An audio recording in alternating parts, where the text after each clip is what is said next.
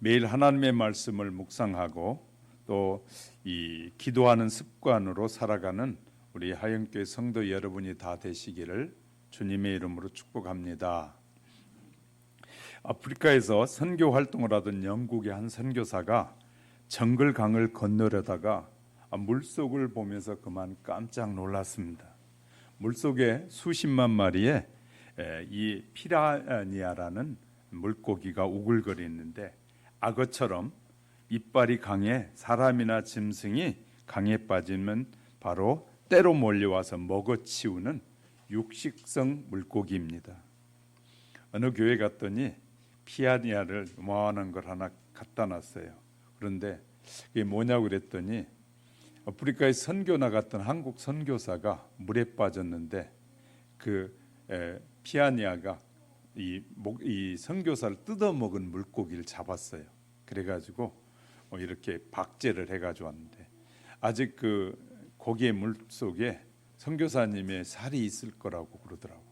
그런 물고기를 잡아가지고 와서 그 물고기를 보았습니다. 이렇게 육식성 물고기인데 아무리 큰 짐승이고 빠른 사람이라도 한 번 그 속에 들어가서 물리기 시작하면 거의 살아나올 수 없는데 큰일 났다는 것이죠. 왜냐하면 선교사님이 강을 건너야 되는데 지금 강 속에 피라니아라는 이름 물고기가 이렇게 엄청 많은 고기들이 있는 걸 보았어요. 그걸 망설이고 있는데 그때 그 지역에 가축을 모는 원주민이 수백 마리의 가축을 몰고 지금 그리 건너가려고 가까이 오더랍니다. 그래서 선교사가 여기 지금 피라니아가 있으니까 이 가면 안 된다고 그랬더니 그분이 가까이 오더니 원주민이 그러면 이 건너가는 방법이 있으니까 저를 따라오시면 안전하게 건너올 수 있습니다. 몇백 마리 이 양들을 딱 끌고 오더니 그 앞에 세워놓고 그 중에서 가장 약한 이 양 한 마리를 목을 그냥 치더니 피가 나는 걸 휙 던지더랍니다. 그러니까 수십만 마리가 그 고기를 뜯어 먹으려고 몰려드는 사이에 빨리 건넙시다 하고 동물들과 선교사와 건너가야 될 사람이 싹 건너가 한 사람도 문제가 생기지 않았다. 그걸 보면서 선교사님 깜짝 놀랐. 성경은 그것을 진리로 우리에게 가르쳐주고 있는데 깨달으면서도 우리가 깨닫지 못할 때가 많았다는 거지. 그래서 그날 저녁 때 다른 지역에 가서 설교를 하면서 그 설교를 했답니다. 자기가 낮에 그 가축을 몰고 가던 원주민의 그 지혜를 자기가 설명하면서 성경이 이것이 말하는 하나님께서 당신의 외아들을 십자가에 죽기까지 죽으셔서 결국 우리가 구속함을 받았다라는 설교를 했더니 원주민들이 많은 사람들이 훌쩍이면서 그 주님의 십자가에 못 박히심을 자기가 친히 느낀 것처럼 경험하면서 하나님 앞에 영광을 돌리고 또한 예수 믿기로 작정하는 사람들이 그 밤에 많았다라고 얘기를 전하고 있습니다. 본문에서 율법을 쫓는 자의 참담한 결과를 선언한 사도 바울은 이제 새로운 법이 우리에게 제시되었다라고 선언해 주고 있습니다. 이제까지 죄의 법을 섬기다가 사망에 이른 자들에게 생명의 법이 있음을 말씀하고 있는 것입니다. 그것은 그리스도 안에 있는 생명의 성령의 법이다라고 말하는 것입니다. 이것은 육신의 법이 아니요 영의 법이고 행위의 법이 아니라 오직 믿음의 법이다라고 말씀하고 있습니다. 이 법에서는 정죄함이 없고 이 법을 따르는 자는 죄와 사망에서 벗어나게 된다라고 말씀하고 있습니다. 그리고 이렇게 죄에서 벗어난 사람은 다시는 육신과 율법을 쫓지 않고 성령과 믿음을 쫓아 영원한 삶을 얻게 된다라고 약속하고 있는 것입니다. 물론 율법이 악한 것은 아닙니다. 율법은 선한 것이지만 인간의 육신이 약함으로 그 율법을 지킬 수 없다는 것입니다. 그래서 인간들은 파국을 맞게 됐습니다. 그러나 이제 율법이 원하는 모든 것을 성취할 수 있는 새로운 길이 열렸다. 새로운 길이 바로 예수 그리스도를 내 안에 믿는 것이다. 예수님의 약속을 믿는 것, 십자가에서 나의 죄를 위해서 피 흘려 몸부림친 그 예수님의 약속을 믿는 것이 새로운 법임을 우리에게 말씀하고 있는 것입니다. 오늘은 몸이 건조해가는 신앙에서 벗어나는 길을 제시해 보려고 합니다. 더 적극적인 이 삶을 살기를 원하는 성도들에게 이 새로운 길이 더 적극적인 풍성한 은혜가 되는 길이 되실 수 있기를 주님의 이름으로 축복합니다. 첫 번째는요, 말씀을 묵상하면 정죄에서 자유하게 됩니다. 본문의 정죄란 곧 죽음이요, 파멸이요, 심판이라고 말하고 있습니다. 그런데 그리스도 안에 있는 사람에게는 정죄함이 없다는 말입니다. 죄에 대한 마땅한 법적인 형벌이나 이 하나님의 진노하심, 또한 양심의 법과 두려움으로 인해서 현재 고통과 장차 임할 파멸과 죽음이 완벽하게 죄된다는 뜻을 우리에게 말해주고 있습니다. 세상에서 이보다 큰 기쁨은 없을 것입니다. 사형 선고가 내려진 죄인이 무죄가 선언되고 해방되어서 풀려나면 그보다 더 행복한 일이 없을 것입니다. 바로 그런 본문은 하나님의 심판을 받을 수 없는 죄인들, 다시 말해 그리스도 안에 있다는 이유 하나만으로 무죄를 선언하고 있다라는 사실입니다. 내가 그리스도 안에 있다, 이것 하나만으로 나에게 정죄되어진 모든 죄에서 자유로워진다라고 우리에게 말씀해 주고 있는 것입니다. 그리스도 안에 있는 그것은 믿음으로 의롭게 된 자를 말합니다. 그는 그리스도의 피를 씻음을 받고, 피로 씻음을 받고 물과 성령으로 거듭나서 인치심을 받은 자라는 뜻입니다. 전에는 하나님의 언약 밖에 있어서 진노 아래 살더니 이제 그리스도로 말미암아 이 구원의 언약이 이미 우리가 받게 되었다는 것입니다.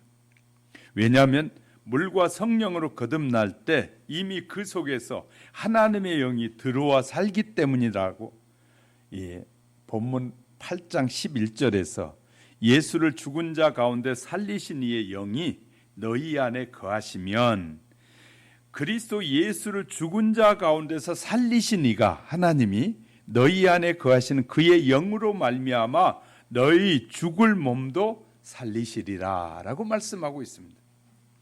하나님으로부터 직접 사면장을 받은 거룩한 경험을 하는 성도는 이 신앙이 뜨거워질 수밖에 없을 것입니다. 절 보세요. 조용한 아침 일어나서 기도하고 말씀을 읽은 다음 사형 집행장에 의자에 밧줄이 있고 목에 걸려 내가 앉아있는 자신을 한번 생각해 보십시오. 이제 곧 바닥이 열리고 의자가 밑으로 떨어지면서 영원히 죽을 그런 위기의 상황이었습니다. 그때 조용히 방문이 열리면서 들어오시는 분이 계셨는데 그분이 누구이실까요? 바로 예수 그리스도십니다. 예수님께서 나를 찾아오셔서 이 얼굴에 가려진 이 복면을 벗기시고 목에 걸린 밧줄을 풀어주시는 것입니다. 아침에 일어나 사행수의 마음으로 말씀을 읽고 기도드리는데 예수님께서 하나님의 사면 명령서를 가지고 나를 방문해 주시는 것입니다. 그러면 온몸과 마음에 그리스도의 은혜가 넘치고 감사가 가슴 깊이 흘러넘치는 경험을 할 수 있게 될 것입니다. 하늘의 생명 에너지가 영혼에 흘러넘치는 마음을 아마 느끼게 될 것입니다. 그렇게 되면 마음속 깊은 곳에 은근히 깔려있던 교만과 자랑, 그리고 세상에 대한 욕심과 정욕의 힘을 잃고 다 사라져버리게 될 것입니다. 내가 정말 하나님으로부터 사형을 선고받은 죄인이라는 사실을 인정하면 우리 생애에 하나님의 용서와 십자가의 사랑보다 더 귀한 것이 없을 것입니다. 우리의 모든 관심이 하나님의 은혜와 그리스도의 십자가에 그곳에 다 맞추어질 수밖에 없다는 것입니다.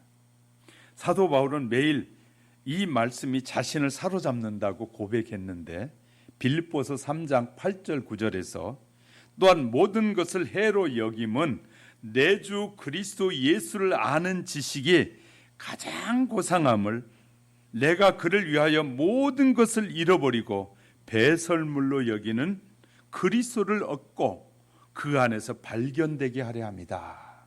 이런 고백을 합니다. 예수 그리스도를 알고 보니까 예수님을 몰랐을 땐 자기가 최고인 줄 알았고 자기가 아는 성경의 지식이 자기가 믿는 방식이 가장 올바른 줄 알았는데 예수님을 알고 나니까 가장 내가 쓰잘데기 없는 짓을 다 했구나, 가장 헛된 짓만 하고 사는 사람이었구나를 깨닫게 됐다는 거예요. 그래서 내 인생에 지금까지 살아왔던 모든 자부심이 다 무너지고 이제 그건 아무것도 안 배설물 말도 못하다라는 생각이 들었다고 말해. 이런 말씀을 묵상하면서 주님의 음성을 듣고 이런 말씀을 묵상하다 주님이 나와 함께 하심을 경험하게 되면 어떨까요? 변화가 일어날까요? 일어나지 않을까요? 여러분 어떻게 생각하십니까? 이 세상의 욕심과 자랑이 더럽고 악취나는 배설물처럼 여겨지는 것입니다. 이런 경험은 하나님의 사면을 받은 사람이 아니면 결코 이해할 수 없는 내용이기도 할 것입니다. 하나님의 용서와 사랑이 어떤 것인지를 깨닫게 되면 하나님을 향한 태도가 달라지고 하나님을 향한 마음이 완전히 달라진다는 것입니다. 전에는 눈치 보고 두려워서 억지로 신앙생활했고 늘 양심의 가책을 받으면서 살아왔는데 더는 그럴 필요가 없게 될 것입니다. 왜냐하면 이제는 내 온몸과 마음을 바쳐서 충성하고 바치는데 유일한 대상이 하나님밖에 없게 된다는 사실을 깨닫게 되면 눈치 볼 필요가 없게 됩니다. 더는 감추고 싶은 죄나 우상이 없기 때문에 영원히 평안해지는 것이에요. 더 이상 하나님 앞에 부끄러움도 없고 죄가 없으니까 마음이 너무너무 편해지는 것이에요. 내가 가지 말아야 할 곳 한번 갔다 오면 마음이 불편하고 또 이것이 죄인데 혹시 누가 본 건 아닌가, 내가 하지 말아야 질 짓을 하고 났더니 누가 본 사람은 없었는지 이런 건 늘 마음이 불편하잖아요. 그래서 도둑 잡는 쉬운 방법이 있다고 하잖아요. 길거리에서 도둑 잡아라 그러면 찔리는 사람 다 돌아본다네. 그러니까 우리가 이 뭔가 찔리는 사람은 그 경찰관만 가까이 봐도 어떻게 합니까? 괜히 마음이 이상하고 그런 사람들. 죄 지은 사람은요 경찰만 보면 어떻게 도망갈까? 저 사람이 나를 잡으러 오는 건 아닌가? 그렇죠. 저희는 경찰관이 수십 명이 와도 전혀 두려움이 없어요. 왜? 죄를 짓지 않으면. 그런 것처럼 내가 죄를 용서함을 받고 나면 전혀 문제가 되지 않아요. 문제가 되잖아요. 그러니까 우리 이 법이 얼마나 재밌는지요. 여러분이 잘 아는 살인범이 나왔잖아요. 그래서 안산에 어느 이 빌라에 산다고 그러잖아요. 이 양반이 나왔더니 막 주위 사람들이 몰려와가지고 가로막고 저 사람 취직도 하지 말아야 된다, 취직하면 안 된다 해가지고 직장이 없어, 직장을 구할 수 없어. 그러니까 이분이 자기는 직장이 없으니까 국가에서 책임져 줘야 된다고 구제 요청을 했어요. 그랬더니 국가에서 100만 원이 넘는 돈을 지금 지원하고 있어요. 죄를 짓고 용서함을 받았으니까 자기는 다 죄값을 치렀으니까 당당하게 국가에다가 내가 어렵습니다. 직장도 아무도 주지 않으니까 저거 국가가 그럼 책임져 줘야 됩니다. 나 죄는 다 받았습니다. 당당하게 신청하니까 국가는 법대로 당당하게 아무 말 못하고 또 뭐해서 그에게 생활자금을 지원하고 있는 것이. 사람들이 이렇게 말합니다. 저런 놈을 국가가 왜 먹여 살립니까 하고 막 그러는데 당당한 거 죄의 용서함을 받았으니까. 우리가 하나님 앞에도 부끄럽지 않는 삶을 살 수 있는 것은 내가 하나님 앞에 잘못에 대한 모든 용서함을 받았다라는 믿음이 생길 때 우리는 달라지게 될 것입니다. 그래서 요한은 요한일서 5장 13절 하나님을 사랑하는 것은 이것이니 우리가 그의 계명을 지키는 것이다. 그의 계명은 무거운 것이 아니다. 혹시 여러분 중에 하나님의 말씀과 계명에 순종하는 삶이 힘들어, 교회 가면 너무 힘들어, 교회 생활하기가 무척 귀찮아, 세상의 죄를 버리는 것은 너무 힘들어, 세상에서 요구하는 그 수많은 것들을 버리기가 힘들어, 신앙이 부자연스럽고 어색합니다. 이런 분은 이렇게 기도하시기 바랍니다. 주님, 오늘 제 목에 걸려있는 밧줄을 좀 풀어주세요. 내 몸을 묶고 있는 결박을 풀어주세요. 그래야만 내가 오늘도 그리스도인으로 살아갈 수 있습니다. 하나님의 은혜를 가슴에 품고 달려갈 수 있도록 저를 도와주세요 하고 이렇게 기도해 보세요. 주님은 우리를 묶고 있는 모든 이 허물을 전부 사해 주시는 것을 경험할 수 있게 될 것입니다. 매일 아침 예수님께서 우리의 목에 벗긴 밧줄을 여러분의 목에 걸고 의자에 한번 앉아보셔요. 여러분이 앉아보셔요. 그런 모습을 해보세요. 그런데 이제는 내가 앉을 필요가 없고 주님이 다 지시고 난 다음에는 이제 매일 아침 누가 그걸 메고 계시면 주님이 메고 계심을 여러분이 경험하게 될 것입니다. 내가 메야 될 이 밧줄을 주님이 메고 계심을 경험하게 될 때 우리는 그 주님 앞에 우리 자신을 헌신하고 드릴 수밖에 없게 될 것입니다. 영원히 죽을 수밖에 없는 이 죄인을 찾아오셔서 나를 대신해서 죄를 담당하시는 것인데, 이런 사랑이 가득한 시선을 여러분이 한번 묵묵히 바라보시기 바랍니다. 우리는 한 번 목에 걸린 밧줄이 풀렸다고 해서 계속해서 뜨거운 신앙으로 살지 못합니다. 한 번 큰 경험을 했다고 해서 지속되는 것이 아닌 것 같아요. 우리는 매일 하나님 앞에 나가서 밧줄이 풀려나가는 그런 경험을 하는 큰 은혜가 날마다 묵상을 통해서 이루어져 가시기를 주님의 이름으로 축복합니다. 두 번째는요, 말씀의 묵상이 이 묵상의 말씀이 내 안에 적용되어야만 할 것입니다. 그리스도인이란 그리스도에게 붙어 있는 자라는 뜻으로 그리스도 안에 있는 자라는 뜻입니다. 그리스도인은, 이 말은 요한복음 15장 4절에서 너희는 내 안에 거하라 나도 너희 안에 거하리라. 가지가 포도나무에 붙어 있지 아니하면 절로 과실을 맺을 수 없음 같이 너희도 그리하리라 하신 말씀과 같이 그리스도 안에 있는 자마다 그리스도와 연합한 삶이 되고 안전을 유지할 수 있다는 말입니다. 그리스도 안에는 마치 폭풍으로부터 은신처를 제공받는 바위 틈과 같은 그런 은혜입니다. 이 사악한 추적자로부터 은밀히 숨겨주는 피난처와 같은 곳이 될 것입니다. 그곳은 살아있는 포도나무 가지처럼 그리스도와 접목된 곳인데, 신령한 몸의 지체로서 인도함을 받기 위해서 그리스도와 연합하는 곳이 바로 그곳입니다. 예수 안에란 말이.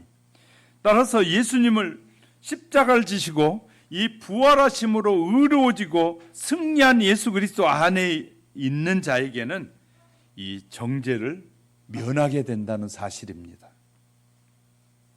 그는 주님이시오, 그는 심판자이시기에 죄의 선고를 면제할 수 있는 고난을 가지신 분입니다. 형을 선고받는 자의 죄를 용서해 주시고 회개한 죄인을 석방해서 영적 자유를 주는 권세를 가지고 계신 분이 바로 예수님이에요. 그것은 순전히 자신의 긍휼과 우리 주 예수 그리스도께서 행하신 구속의 은총으로 행하신 일입니다. 그 결과 죄인의 양심이 자유로워지고 그에게 거룩하신 하나님의 은총이 임하게 되는데, 축복된 삶과 영생의 특권도 함께 누리게 되는 것입니다. 그러므로 성도는 영원히 그리스도 안에 살아야만 합니다. 그리스도가 그의 삶의 터전이 되어야 하고, 그는 그런 사람은 그리스도를 떠나서 살아서는 안 될 것입니다. 새 언약과 마음의 할례를 받은 우리를 바라보시는 예수님의 눈이 우리의 마음속에 회개를 불러일으킨다는 뜻을 아십니까? 마음속 깊은 곳에부터 너무나 송구스러움이 움틀거리면서 올라오게 되는데, 다시는 하늘 아버지의 마음을 아프게 하지 않겠다는 결의가 마음에 새겨지는 것입니다. 성경은 하나님의 말씀과 계명이 우리의 생각과 마음에 기억되어진다라고 쓰고 있어요. 히브리서 10장 16절을 보니까 주께서 가라사대 그날 이후로는 예수 그리스도를 나의 구주로 고백한 이후로는 저희가 세울 언약은 이것이라 하시고 그 법을 저희 마음에 두고 저희 생각에 기록하리라 하신 후에 또 저희 죄와 저희 불법을 내가 다시는 기억하지 아니하리라 하셨느니라. 이 말은 절 보세요. 예수 그리스도를 내가 구주로 영접하고 난 이후에 이것은 마음으로부터 진실하게 영접하는 것입니다. 입으로만 하는 것이 아니라 우리의 마음속에 그렇게 영접하면 주님이 우리 마음에 새기시는 게 뭐냐면 이제는 너는 죄가 없는 사람이다라고 새겨주신다는 거예요. 얼마나 놀라운 일인 줄 아십니까? 하나님의 법이 마음의 생각에 새겨지는 경험이 바로 새 언약이에요. 그래서 내가 예수 그리스도를 나의 구주로 모십니다. 입으로만 그냥 한다고 되는 것이 아니라 우리가 정말 마음으로 고백하면 하나님이 받으시면 성령이 임해서 우리 마음속에 이 사람은 하나님의 자녀다, 그리스도인이다, 예수와 하나 된 사람이다라고 성령께서 우리에게 인치신다는 거예요. 이것을 새로운 마음이라 그 말이거든요. 십자가 앞에서 예수님과 새 언약을 맺는 그리스도인은 스스로 힘으로 타락한 본성에 나오는 강력한 죄들과 싸울 수 있게 되는 거예요. 이렇게 예수님을 내 마음에 모셔드리면 수많은 유혹이 올 때 그 유혹을 이길 수 있는 힘도 하나님이 주신다는 거예요. 여러분의 유혹이 왔을 때 집에서 에이 뭐 그럴 수도 있지 그렇게 받아들이는 것이 아니라 이것은 유혹이라고 생각되지면 주님 내가 지금 유혹을 받고 있습니다. 돈의 유혹을 받든지 또 그렇지 않으면 권력의 유혹을 받든지 갖가지 이성의 유혹을 받을 때 주님 내게 유혹하는 것을 이길 수 있도록 도와주세요 하면 우리가 고백하면 그 고백을 받으시는 주님은 응답하시는데 그 유혹을 이길 수 있는 능력을 주신다는 거예요. 할렐루야. 이런 능력이 우리에게 언제나 임하게 되면 우리는 승리의 삶을 살아갈 수 있게 되는 것입니다. 자, 이렇게 새로운 언약, 사탄이 던진 수많은 유혹을 받을 때 간절한 마음으로 무릎을 꿇고 하나님으로부터 거룩한 능력을 받게 됩니다. 성령님께서 죄인의 마음을 변화시키시고 또한 부드럽게 하셔서 강한 정신과 이기심, 교만을 버릴 수 있도록 역사해 주시는 하나님이다 그 말이에요. 그리스도와의 새로운 언약 관계로 들어간 성도들에게는 놀라운 일이 생기는데 그것은 마음의 할례를 받는 경험입니다. 이런 경험을 통해서 죄와 새 속을 사랑하는 육체적 마음이 멀어져 가게 되는 것입니다. 성경 우리 마음의 할례를 받는 경험을 이렇게 말합니다. 로마서 2장 28절 29절에서 대접 표면적 유대인이 아니요 표면적 할례 육신의 할례가 아니라 오직 이면적 유대인이며 할례는 마음에 할지니라. 진짜 우리가 할례는 마음에 해야 된다. 골로새서 2장 11절에서 너희가 손으로 하지 아니한 할례를 받았으니 곧 육적 몸을 벗는 것이요 그리스도 할례니라. 할례 중에 중요한 것이 그리스도 할례라는 것이 예수님과 새 언약을 맺고 마음의 할례를 받은 모든 성도는 참 자유를 얻게 되는데 예수님 안에서 자유롭게 말씀에 순종하는 생애를 살아가게 되고 성령을 쫓아 살아가는 삶을 사는데 정말 어린 양이 어디로 인도하든지 감사함으로 따라가는 인생을 살게 된다는 것입니다. 할렐루야. 혹시 우리 가운데 성경의 말씀을 자신이 좋아하는 취향대로 골라서 순종하는 분은 안 계십니까? 어떤 말씀은 받아들이지만 어떤 말씀은 아니요, 나는 이 말씀은 싫어요, 거절하시나요? 그런 분은 하늘로 올라가는 우주선에 엔진에 문제가 생긴 사람과 똑같습니다. 엔진에 문제가 생기면 하늘로 올라갈 수 없습니다. 엔진이 튼튼해야만이 힘을 가지고 쭉 올라갈 수 있는데 엔진에 문제가 생기면 올라갈 수 못하다 그 말이에요. 올라갈 수 없습니다. 아직 자기 목에 걸린 밧줄이 풀리는 역사를 경험하지 못한 것이에요. 그래서 하나님께 드리는 그 결정적이고 순수한 충성들이 불구한 것이에요. 오늘 특별한 시간을 내셔서 이런 말씀을, 오늘 이 말씀 로마서 8장 1절 2절의 말씀을 붙잡고 여러분이 조용히 눈을 감고 묵상하시기 바랍니다. 그리고 주님, 이 말씀을 곱씹어 보세요. 계속해서 씹어보면 이 말씀이 나를 어거하기 시작할 것입니다. 하나님의 사면을 받아서 목에 걸려있던 밧줄이 풀리면 우리의 생애의 모든 것이 변화가 됩니다. 가장 큰 변화는 좋아하는 것들과 싫어하는 것들이 뒤바뀌기 시작할 것입니다. 전에 그렇게 좋아하던 것들이 싫어지게 되고 전에 싫어하던 것이 좋아지는 것이에요. 전에는 그렇게 좋아서 애지중지하던 쾌락과 세상의 재미가 이제는 너무나 유치하고 무가치하게 보이기 시작할 것입니다.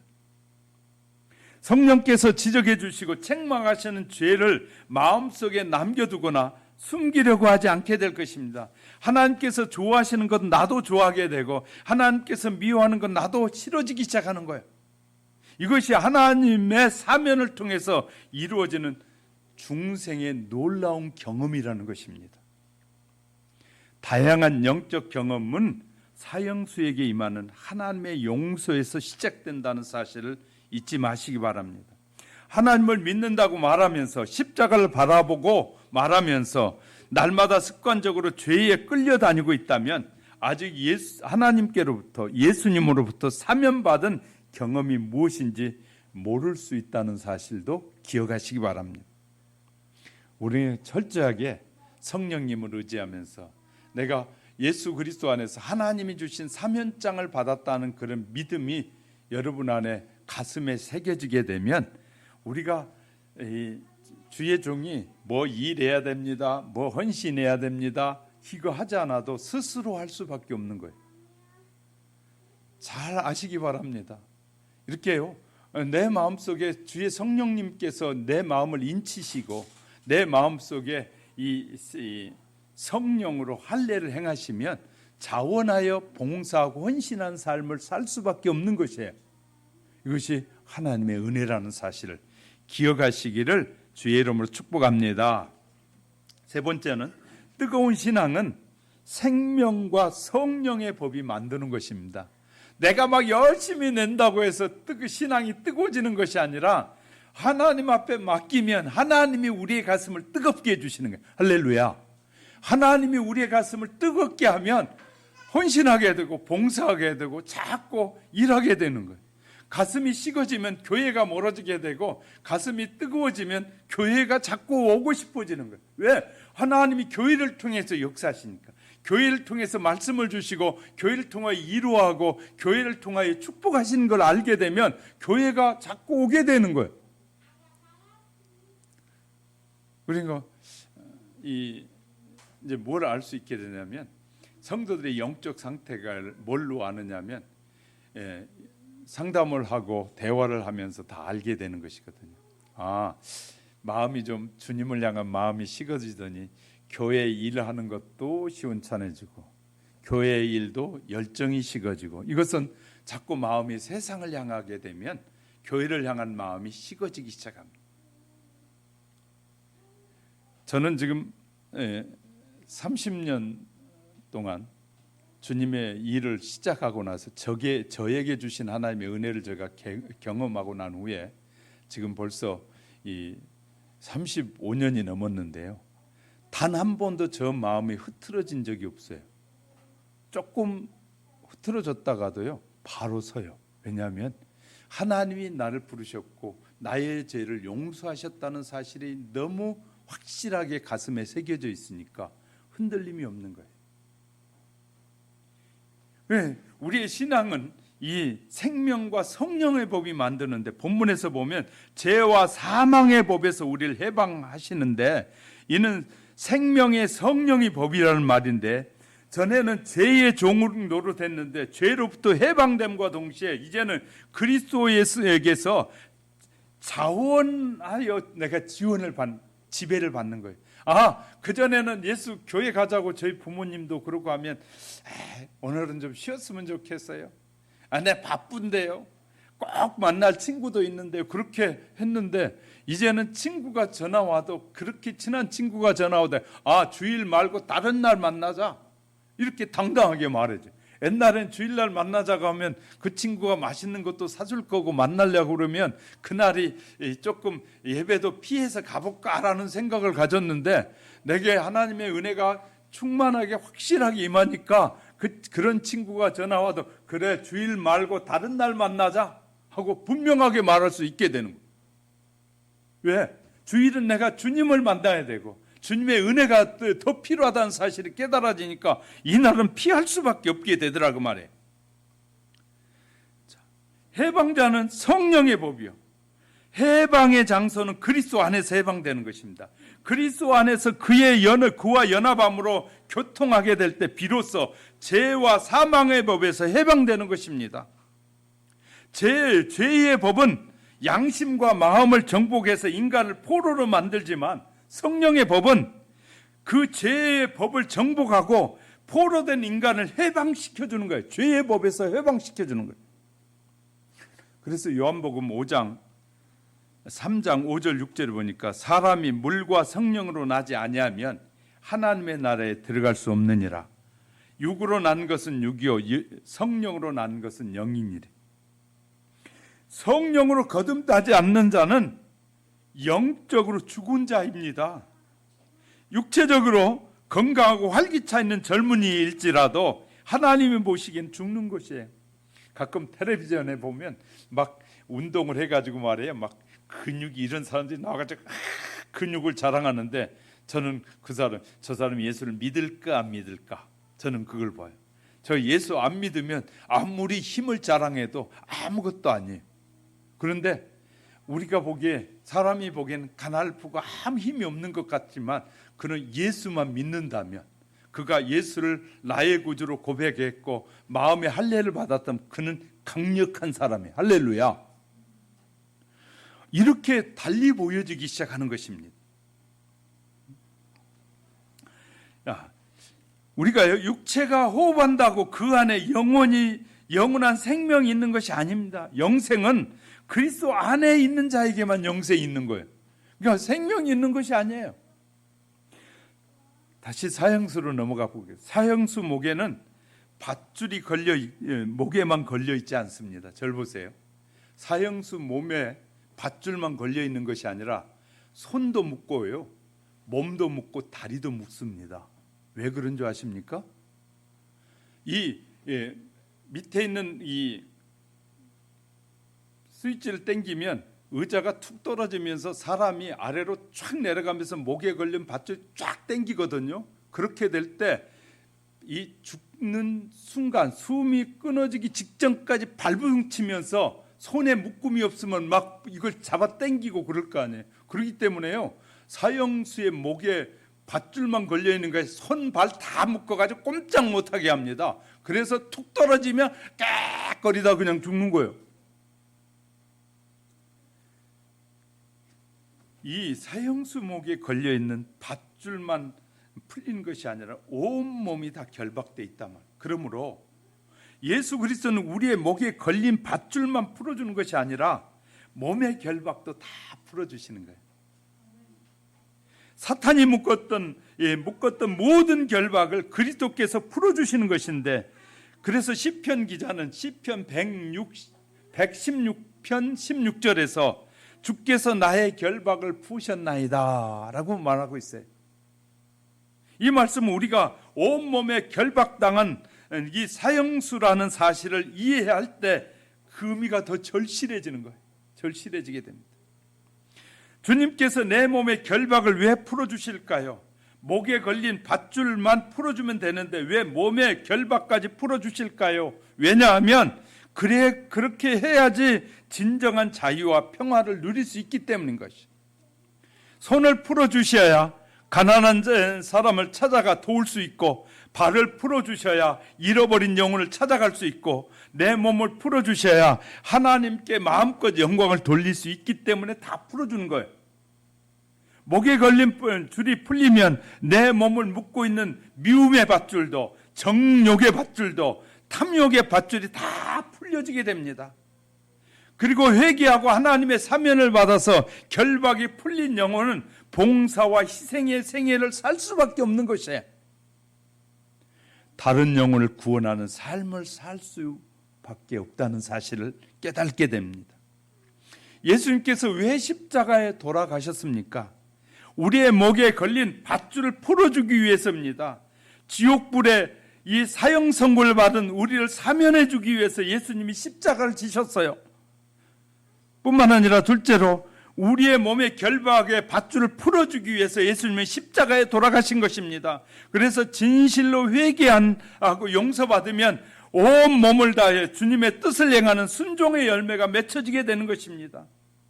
성품과 생애의 거룩한 성령의 열매가 맺히게 되는데, 그래서 성경은 기록하여 우리에게 분명하게 말씀해 주시기를 갈라디아서 5장 22절부터 24절에서 오직 성령의 열매는 사랑과 희락과 화평과 오래 참음과 자비와 양성과 충성과 온유와 절제니 이 같은 것을 금지할 법이 없느니라.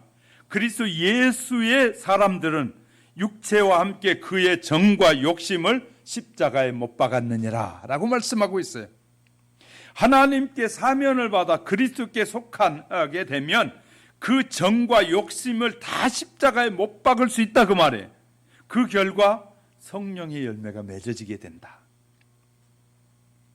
하나님의 사면을 받은 수많은 사람들이 사도 바울이 전하는 말씀에 이 깊이 깨닫게 되는 이유가 고린도전서 10장 3절, 그런즉 너희가 먹든지 마시든지 무엇을 하든지 하나님의 영광을 위하여 하라. 구원받기 위해서 이것을 하고 저것을 하는 것이 아닙니다. 지옥불에 들어가지 않기 위해서 무엇을 하는 것이 아니라 그것은 율법주의에 해당하는 성도들입니다. 내가 이것 했으니까 이제 나는 지옥에 안 가겠죠, 그런 생각한다면 그것은 율법주의 신앙입니다. 하나님이 나를 구원해 주셨겠는, 이제 내가 자원함으로 하나님 앞에 드리는 것입니다. 내가 물질도 내 인생도 삶도 시간도 다 드리는 것은 나를 위하여 주님이 십자가에서 물과 피를 쏟으신 그 놀라운 사실을 깨닫고 은혜가 내게 임하니까 나는 자원할 시간과 정성과 모든 걸 드려도 아깝다는 생각이 들지 않게 되는 것이에요. 이런 은혜가 임하시길 주의 이름으로 축복합니다. 라오디게아 교회 성도들은 어떻게 했냐면 이 미지근한 신앙을 가지기 시작했어요. 왜냐하면 이제 모임을 더 중요시 여겼고, 그들은 자기들끼리 모여서 세상 얘기하고 교회 안에서 세상 얘기하고 세상을 어떻게 세상 사람들에게 빛이 되고 소금이 될까를 얘기한 것이 아니라 세상에서 어떻게 하면 돈을 벌든, 너는 어떻게 해서 예수도 믿고 돈도 잘 벌었니? 네가 부자니까 어떻게 해야 먹고 잘 지내지? 이런 모임을 갖는 것이에요. 모임이란 어떻게 우리가 주님을 기쁘시게 하고 어떻게 헌신하면 살지를 생각하는 것이 필요한데 그렇게 생각하지 않았다고. 그렇게 고백한 그들에게 주님이 오셔서 문 밖에서 두드리시면서 내가 너희 안에 있는 것이 아니라 너희는 나를 쫓아내고 너희끼리 모임을 하는구나. 너희끼리 모임을 하면 너희는 아무것도 아니다. 그 모임은 의미가 없는 모임이라는 것이에요. 내 안에 계신 주님이 역사해 주시지 않고 주님의 뜻을 이루려는 생각이 없는 모임은 의미 없는 모임일 수 있다는 것을 우리에게 가르쳐 주고 있습니다. 한 가지 외화를 소개하면 프랑스 혁명 때 있었던 일입니다.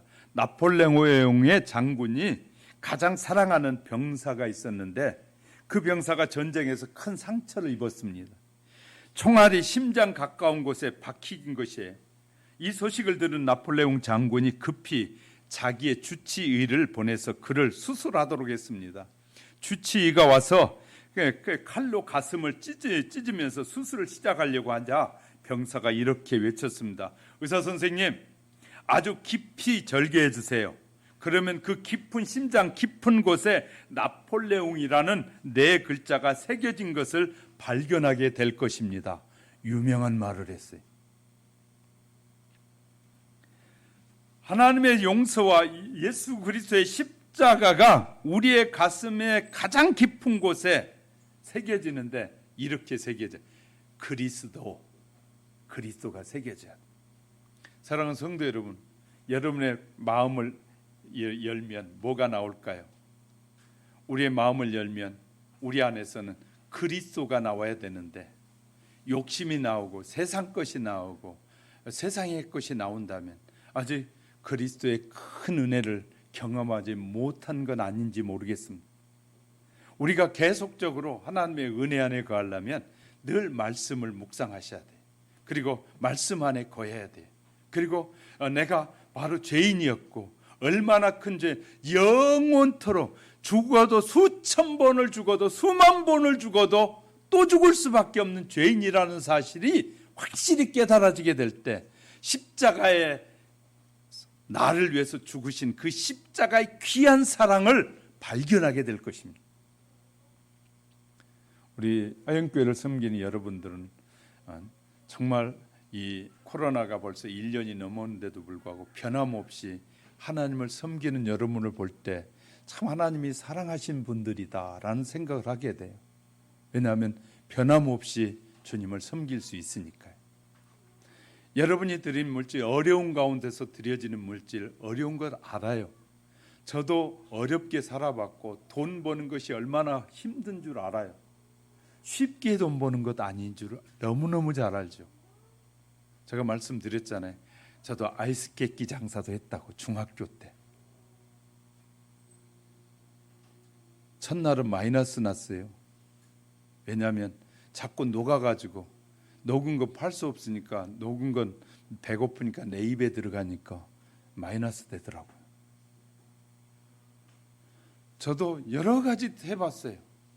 그런데 세상에서 돈 벌다는 게 쉬운 일은 아니에요. 그런데도 여러분이 열심히 일하고 수고하고 애쓰고 밤잠을 못 주무시고 애쓰면서 하나님 앞에 드린 여러분의 모습을 볼 때마다 저는 하나님 참 귀한 분들을 만나게 해주셔서 감사합니다 라고 해요. 정말 우리가 변함없이 주님이 나를 지금 붙잡고 계시니까 내가 그렇게 가능한 일이거든요. 주님이 나를 붙잡지 않으면 지금 내가 어디 있을지 모를 것 같아요. 날씨 좋은 날은 어떻습니까? 사람들의 마음이 흔들려서 가고 싶은 곳도 많잖아요. 그런데 주님이 나를 붙잡고 계신다는 그 자체가 얼마나 감사하고 하나님 앞에 예배하고 예배가 소중하기 때문에 시간을 다투어서라도 열심을 내서 예배드리겠다고 달려오는 그 모습이 정말 믿음의 사람들이구나 라는 생각을 하게 되는 것이에요. 그 믿음이 주님 앞에 서는 날까지 변치 않으시기를 주님의 이름으로 축복합니다. 여러분의 그 믿음이 하나님께서 주신 그 놀라운 십자가의 사랑이 여러분 가슴에 새겨져서 여러분 가슴 속에 그리스도라는 단어가 여러분 가슴을 깊이 파면 팔수록 그리스도가 또렷이 보여지는 은혜의 역사만 있기를 주님의 이름으로 축복합니다. 그래서 바울은 이렇게 말했어요. 빌립보서 2장 5절에 너희 안에 이 마음을 품으라. 곧 그리스도의 예수의 마음이니. 우리 마음에 예수의 마음을 품고 살아가는 우리 하영교회 성도 여러분이 되시기 바라고요. 우리가 잠시 잠깐 누리는 이 세상에 최선을 다해서 주님도 섬기고 수많은 이웃들도 섬기십시다. 그래서 최선을 다해서 그들에게 주의 이름으로, 그러니까 여러분 내 이름으로 준 것은 하나님 앞에 상급이 되지 않는다고 수도 없이 말씀드리고 있어요. 주님의 이름으로. 다른 사람 빌려가서 돈을 갚지 않을 때 이렇게 하면 주님의 이름으로 주는 것도 됩니다. 내가 예수를 믿고 나니까 당신에게 못 받는 거 내가 주님의 이름으로 드린 것으로 당신도 여기십시오 하고 그냥 그렇게 말하세요. 그러면 주님의 이름으로 그를 위해서 구제하고 섬기는 것이에요. 이것이 바로 주님의 이름을 주는 것이에요. 내 말 한마디가 나에게 축복이 되고 상급이 될 수 있는 것이에요. 그런데 그 말 한마디 안 했으니까 결국은 자기의 공로가 되는 거예요. 자기의 공로로는 큰 축복이 되지 않습니다. 우리가 이왕 받을 수 없다면 그냥 포기하면서 내가 예수 믿으니까 주님의 이름을 그냥 드릴게, 알아서 이제 하세요 하고 맡기세요. 다 맡겨버리세요. 그러면 하나님께서 그 영광을 받으실 겁니다. 그 때문에 고민하고 그것 때문에 내가 할 일 못하면 수많은 더 손해가 이루어지게 되거든요. 그거 깨끗이 잊어버리고 이제 열심히 하나님 앞에 또 기도하면서 하나님 도와주세요. 이런 건 잊었지만 이젠 다시 축복해 주셔서 더 멋진 주님의 일을 할 수 있게 해 주옵소서. 더 많이 주님을 위해서 섬기게 해 주옵소서 하고요. 우리가 기도하고 주님의 말씀을 붙잡으면 그는 반드시 승리자가 될 것이고 주님 앞에 설 때 복받는 자로, 하나님이 인정하는 자로 승리하게 될 줄 믿습니다. 우리가 이제 이렇게 말씀을 하나씩 하나씩 배워가면서 우리가 실천하게 될 때 강한 믿음의 사람으로 성장하게 되는 것입니다. 하나님께 성도 여러분, 우리에게 주신 말씀을 참 높고 순결한데 이 세상은 낮고 추합니다. 참 수단과 방법, 참 얍삽한 모습으로 하나님의 사람들을 무너뜨리려고 하고 그냥 얍삽한 방법으로 수단과 방법을 가리지 않고 도저오는 그들에게 불쌍히 여기게 됩니다. 우리에게 하나님께서 주신 은혜를 따라 우리의 삶을 늘 필요 없는 것 때문에 스트레스 받고 필요 없는 것 때문에 열받아 가지고 많은 일을 그릇되게 행하지 않으려면 뭐 해야 되냐면요, 포기를 하셔야 돼요. 그리고 주님 앞에 맡기고 하나님 이제 더 축복해 주셔서 더 일할 수 있는 기회를 주세요 하고 지혜를 구할 때 우리는 믿음의 승리가 우리 안에 이루어지게 될 줄 믿습니다. 우리 하나님께 성도 여러분, 어려움과 시련 속에서도 변함없이 주님을 따르는 여러분에게 하나님께서 놀라운 지혜와 능력으로 함께 하시고 우리의 남은 생애를 쭉 성령으로 아름답게 인도해 주시기를 주님의 이름으로 축복합니다. 축복합니다. 기도하겠습니다. 참 고마우신 하나님 아버지, 은혜를 감사합니다. 우리가 뜨겁고 열정적인 신앙으로 살아가길 원하지만 우리가 그렇게 되지 않는 것은 말씀에서 떠나게 되고 말씀에서 멀어지게 될 때 그렇게 되는 줄 압니다. 하나님의 말씀을 묵상하고 하나님의 말씀을 곱씹음으로 말미암아 우리에게 주시는 말씀들이 살아 우리의 삶의 모든 영역에서 힘이 되고 능력이 되도록 성령님 역사해 주옵소서. 기도하지 않는 죄를 범하지 않게 하옵소서. 말씀을 묵상하지 않고 주님에게서 멀어지는 죄를 짓지 않도록 성령님 역사해 주옵소서. 우리를 억만 죄악 가운데서 긍휼히 여기시고 우리를 용서해 주시고 참 자유와 평안을 주신 예수님의 이름으로 기도드립니다. 아멘.